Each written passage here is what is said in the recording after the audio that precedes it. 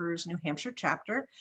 For those of you who aren't familiar with NASW, we're the largest social work membership organization, I guess, in the world, but we are one organization with a very strong team in DC and then 55 chapters. So all of the states, New York has New York State, New York City, Guam, Virgin Islands, Puerto Rico, and DC. So one of the reasons why we have chapters in each state is because of the different legislative bodies, and especially around licensing, stuff happens at the local level. NASW is nonpartisan, but we are definitely not politically neutral.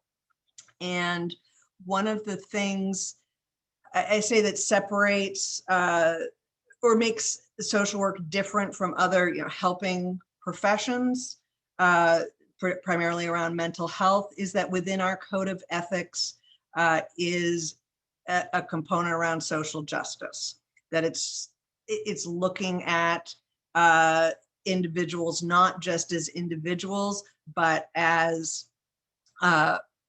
affected by and affecting their social environments. And all of you know that when you're working with an individual, it's not just about them. They come in contact with all these different systems that sometimes put up barriers, whether it's systemic racism or just a policy of some agency or organization.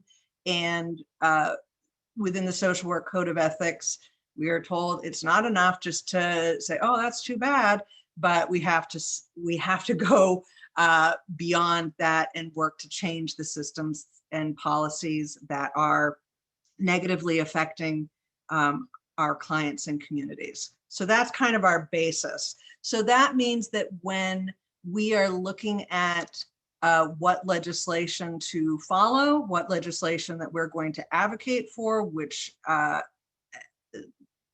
bills we're going to oppose, we are always, of course, looking at anything that affects the social work profession, but then also mental health. I mean, telehealth has been huge. Anything having to do with reimbursements, and then anything that affects social justice, which means we have a list that is longer than both arms. And so we need to figure out what our priorities are any given legislative session. And Joy, you were talking about the supportive decision making. It's like, oh, that sounds familiar. And House Bill 540 is one that we've been following. Not taking an active role, but that always shifts and changes depending on where things are going and where we need to exert some influence. On the national level, one of the things when COVID hit that we were very much involved with is the audio only option for telehealth. It was a huge gap in reimbursement for service, and especially for mental health. I mean, obviously for physical health as well, but NASW, along with the Psychological Association, like really pressed hard, along with a number of other organizations, to have that audio only option. But at the state level, I don't know how closely you're following what's going on. It's a little bit of a mess within our House right now. It's an incredibly interesting legislative session. And we have a lobbyist as well who, John DeJoy, who's also a social worker, is our lobbyist.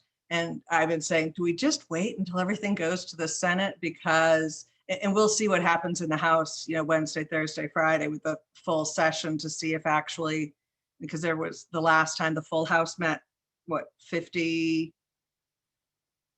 Democrats weren't there and aren't able to vote remotely or attend remotely. And so a lot of interesting and sometimes really horrible, from our perspective, really horrible bills got through. So we're kind of saying, okay, let's see what happens after crossover.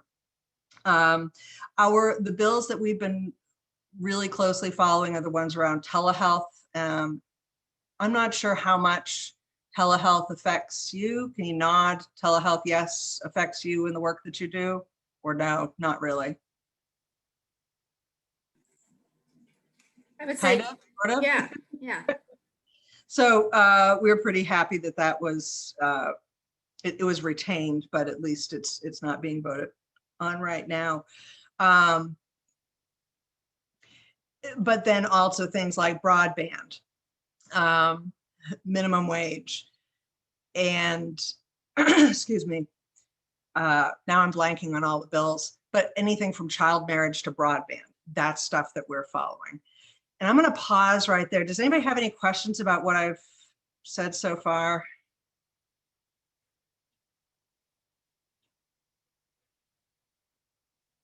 Okay. So the way our chapter, the New Hampshire chapter, is set up is that we have a number of committees, and including our Social and Legislative Action Committee. But then we also have our Committee on Aging, Children's Issues, Diversity and Equity Action Committee, Clinical, and then the Legislative. We also have a lot of school social workers, but they have their own group. So it works as a reciprocal relationship. The Legislative Committee says, hey, other committees, you might be interested in this. So, hey, Committee on Aging, this is something you might be interested in. Same way, Committee on Aging might say, hey, Legislative Committee, we want you to make sure that this is in the list of things that you're following. So there's this feedback loop about what's going on and whether or not we should be putting, how much effort we should be putting behind anything.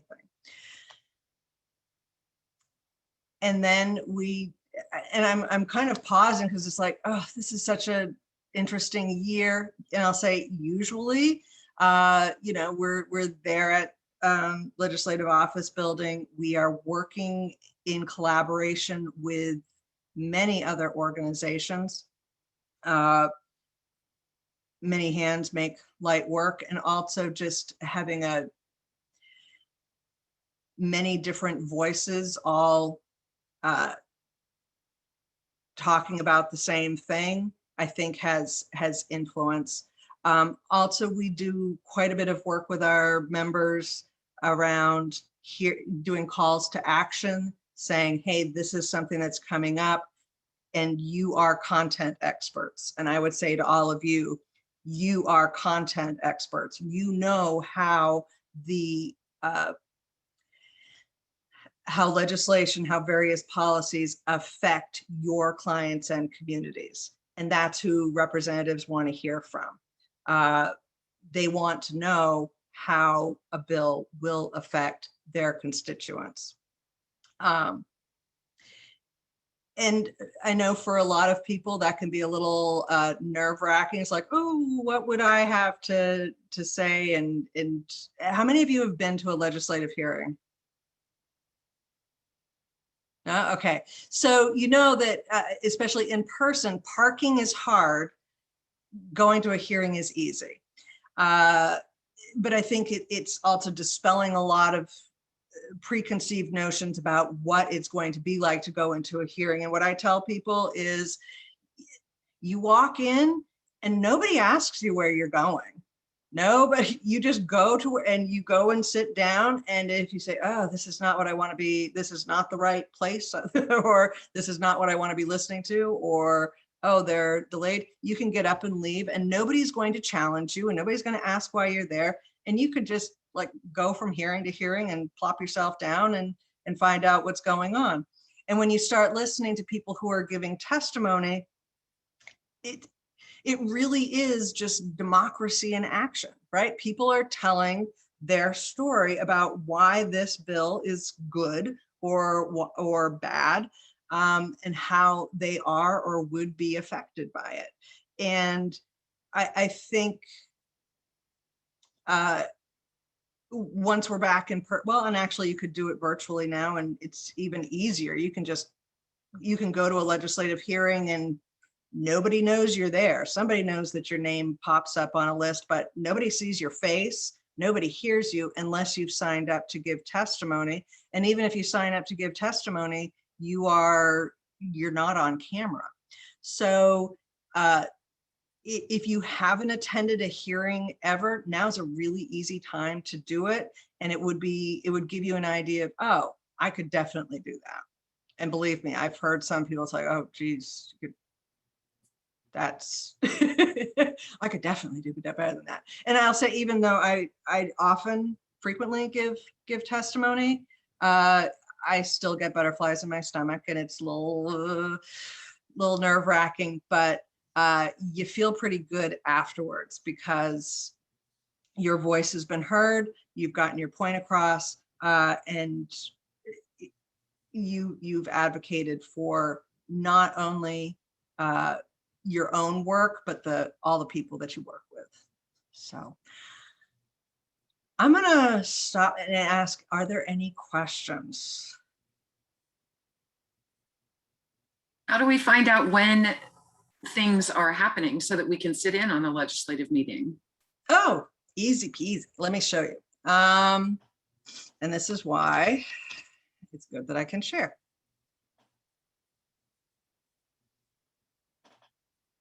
So this is, if you can see the website, it's gencourt.state.nh.us. And right here on that front page is the court news. And right there is the link to remote meetings. So let's see what's on the House calendar. Oh, Finance Committee's meeting at 1. Oh, wait, that was Monday. Sorry, today is Tuesday. So the State Veterans Advisory Committee is meeting, and the New Hampshire Drug Overdose Fatality Review Commission is meeting. The thing, I think it's just these committees right now because the full House is going to be meeting. Let me go back here. Let's see what's happening on the Senate calendar. Let's see, from right here,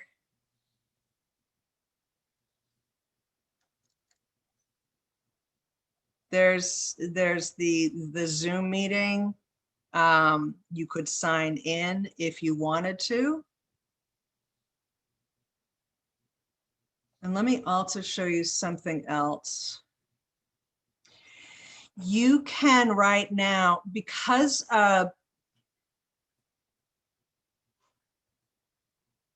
when things are in person, you go into the legislative office building, you go into a hearing, there's always a piece of paper where you can sign your name and you can say, I support this bill or I'm opposed to this bill. And because the hearings are being held remotely now, they still needed to make a way to do that. So you can, let me see. I'm not sure when something's being held. Let's see what's being held on the 13th of April. Nope, nothing's scheduled. I can't do it right now because nothing's scheduled. Lynn, is there, Yeah. is there a way, like I can go into the New Hampshire Bar Association and I can go to the Legislative Watch and then I can click in and I can say what type of category, like real estate, healthcare, Sure. something like that, estate planning, because there's so many bills. I mean, this is great to see how you can go on to see what's there that particular day. But if you wanted to know about bills, there's Yep. so many bills. Like I find out from AHA and then I find out from other organization, you know, what they're, and they send me what they're tracking so I can look at those. But if I were to go on and look for every bill, you know what I mean? Can you on this website do a category or anything like that? Yep. Yep. Oh, okay, that's good. Give me just a second, Joy, because from this page, you could, if you know that your bill is being heard, let's say you knew that House Bill 540, the supportive decision-making was going to be held, let's say on the 14th. It's not, but let's say it was. And then you can select the committee that it's going to be held in, choose the bill number, say that you're representing yourself. Then do you see where you can say, I support this bill, I oppose this bill, I'm neutral on this bill? Yep. You Yeah. can just click that and submit it. You put your name and your email, and boom, your Right. voice has been heard. They give you the option, if you want to write a letter, an email to the committee, you can do that. But otherwise, you can just go in and click whether you support or oppose. Or want to the bill. testify, it looks like. Yeah, it's Well, I really, guess- it's yeah. really quite easy. I'll tell you, 3,000 people opposed the telehealth bill. That would have reversed the telehealth at the same reimbursement as in person. Right. That's a lot. Yeah, yeah. My question though is more of, if you're not getting, like, there's so many bills that get introduced every year, Yeah. to go in and then search each bill to see if you want to track it, right? What I'm asking you is, on the New Hampshire Bar Association, when I go there, I can see it has categories and I can pick categories.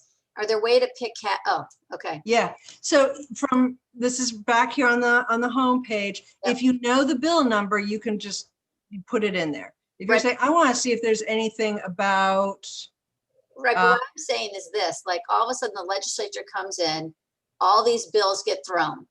How can people, without having to look at every new bill to see if they might have interest or not? Do you follow what I'm saying? Like, so the New Hampshire Bar Association, I can go on and say, there's all these bills, but show me only ones that relate to healthcare. Show me Yeah. only ones that relate to state planning. Is there any way to do that here for people? from here, you would need to, yeah, this is why organizations pay for lobbyists, because that's Right, their exactly. job. Okay, So, that's but what you I was- can, like, let's say we want to, I just put in marriage. Let's see if there's anything that has to do with marriage. Gotcha. Submit, there's one, raising the minimum age of marriage. Okay, If so we they- want to do elders, Right. Okay, I don't want it to distract me, but I was just trying to find out if there was a way other than, yeah, and Lynn, can you put in advanced directives? I'm curious if something comes, advanced healthcare directives. There's, yeah, they're changing it to advance and not D. I don't know why. so you think it's advance Yeah, here? yeah, Let's be less, yeah, there we go. SB 74 is the advanced directives. yeah. And Okay, then from here, you can click on, let's see the bill language. Yep, there it is. You can also let's look at the status. Oh, where there, the docket. Sorry, my browser goes very slowly when I'm on Zoom. It's just working so hard.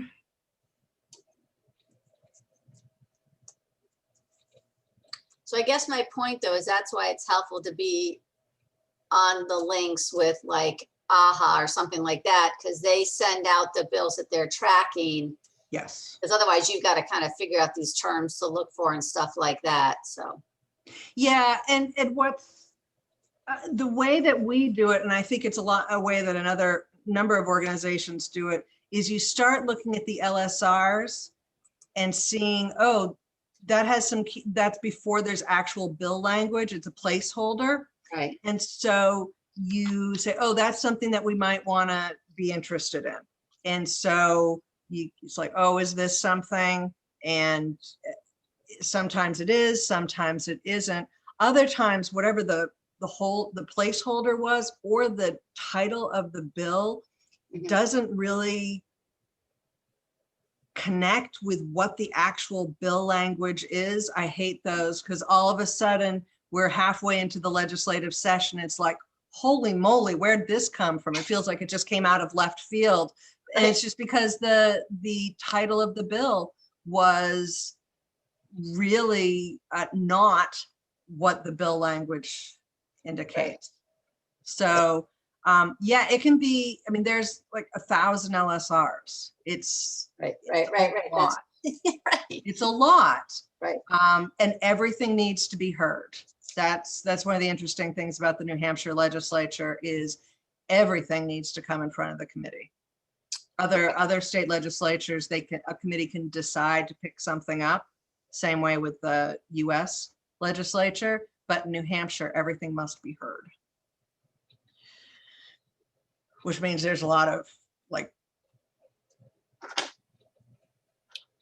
irrelevant stuff that has to, that gets its time as well. Right, exactly. So, Lynn, that was really great. Thank you for showing it. And Jackie, that was a great question. I love visuals. I mean, if you just go on to the Gen Court website, you can play around. That's how you find your legislator. That's how you find their phone number. That's how you find their email address. That's how you find.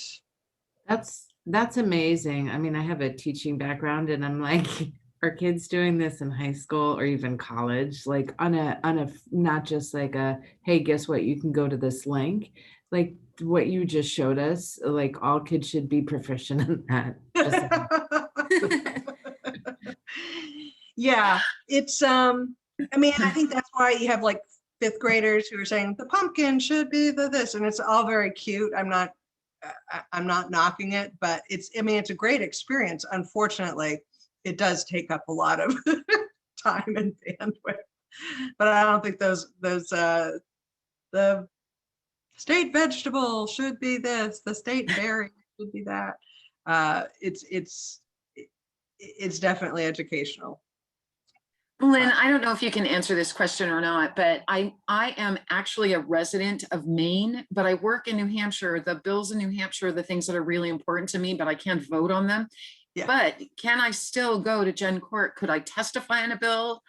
Can I? No. Or do you have to be a resident of New Hampshire? Sure. You do not. Actually, when you say I oppose, that just the clicking off, it doesn't ask where you are. It says, it asks for your name, it asks for your email. However, one of the things that we found is that representatives are getting a little snarky because it's so easy to do.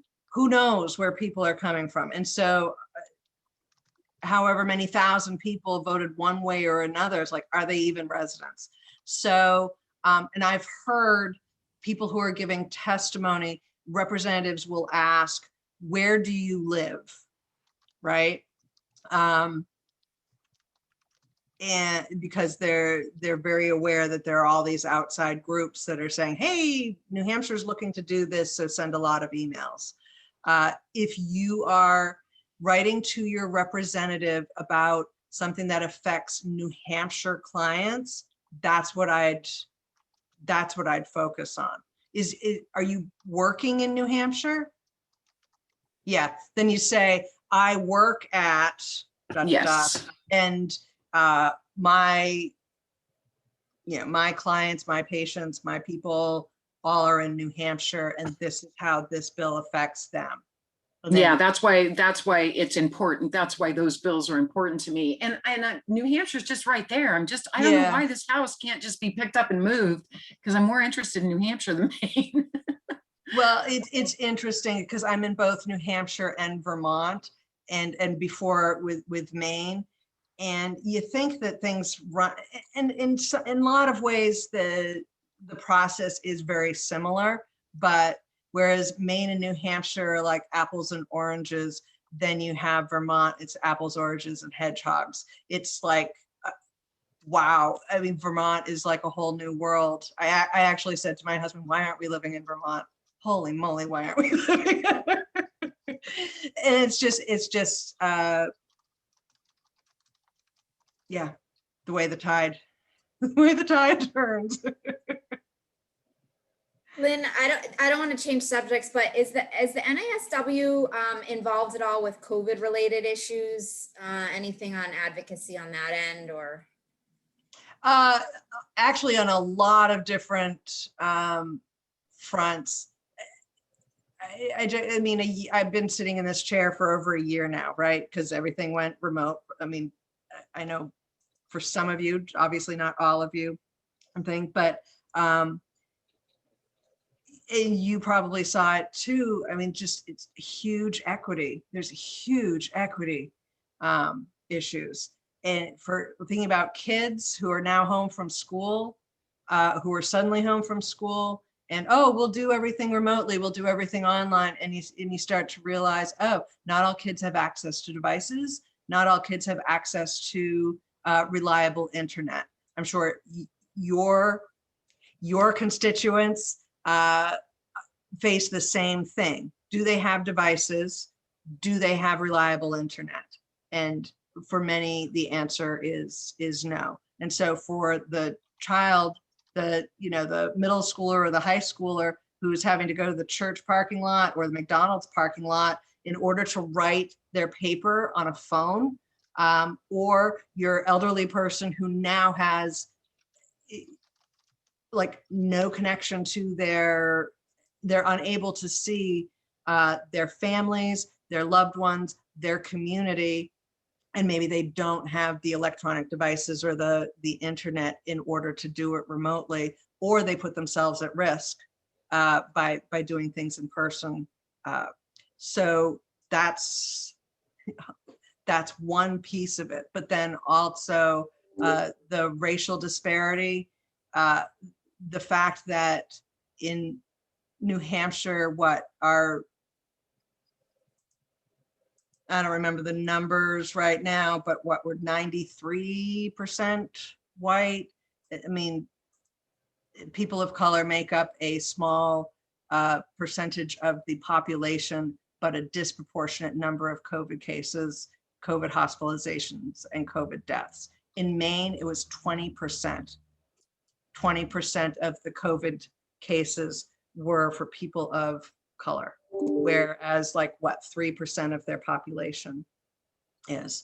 So that's, COVID has shown a spotlight on so many different issues that hopefully now we can kind of take up. I talk about, after the Great Depression, the New Deal came out of that, World War II, and then, the movements and programs after that, like the GI Bill and other things, the civil rights movement. I truly believe that we are 50 years down the road, when you're reading your history book, this will be an era. I don't know what the era will be called, COVID era, who knows what it'll be called, but because we've shown a spotlight on a number of different issues, now there will be some movement to social policies that address a lot of the inequities. That's my hope and belief. We know it won't happen overnight, but it's after a great crisis that big change, big crisis, big change. That was a really long-winded answer to your question, Kelly. I apologize. No, thank you. I think knowing our group, we will want to stay in touch with NASW too, just to, kind of keep everything in one picture, and having you as an expert. I just think it's great, all the things you're involved in, and just that sort of more social work hat. So it's really interesting. Well, I do ask all of you, if there is a piece of legislation that you are saying, this, we need to rally the troops, just let us know. Because it could be that our Committee on Aging is also rallying the troops and saying, okay, we need to move forward with this. But things happen when people work together. So please put us on your list of allies. And if you have a message that needs to be amplified, I've got 750 members that I can amplify the message to, in a listserv of over 3,000 of social workers and allied professionals. We can get, I don't know if any of you are on our email list, but that's along with job ads and training ads. That's also where our calls to action go out. If something needs to get out there, we can help amplify your message. And how do you get on that listserv? Send me an email and I'll put you on. Here you go.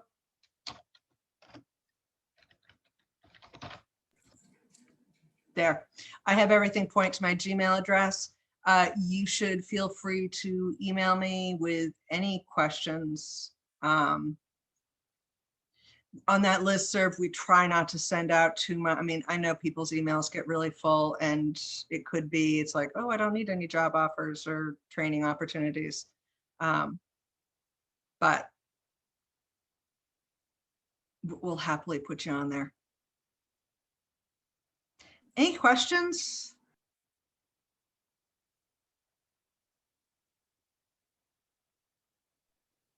There's just so much great information. Thank you so much. Oh, you're very welcome. I get jazzed up about it, a little wonky, a little dorky about it. I'm also getting really, quite honestly, I get up on my soapbox about, like, really upset with how our house is working right now. It's very disappointing.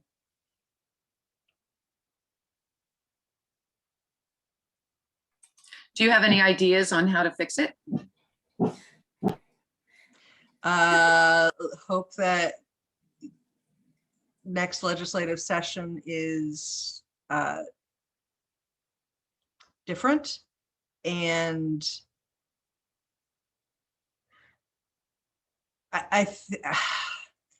find out who your representative is. Well, you would, because you're in Maine, but find out who your representative is. Look at what their voting record is. And New Hampshire has like the 3rd or 4th largest legislature in the world. It's like the UK, the US, maybe India, and New Hampshire. We have 400 reps. We have 1 rep for every 3,000 people. You go to the same grocery store as your representative. Find out who they are and talk to them. That's their job. And tell them what you do. I heard a representative, it was a few years ago, say 10 people called me about this.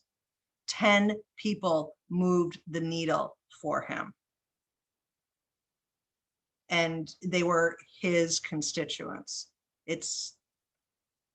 Yeah, and I gotta say, don't vote party, vote person, because there are some people who are calling themselves one party or another, and they are not. They are absolutely not.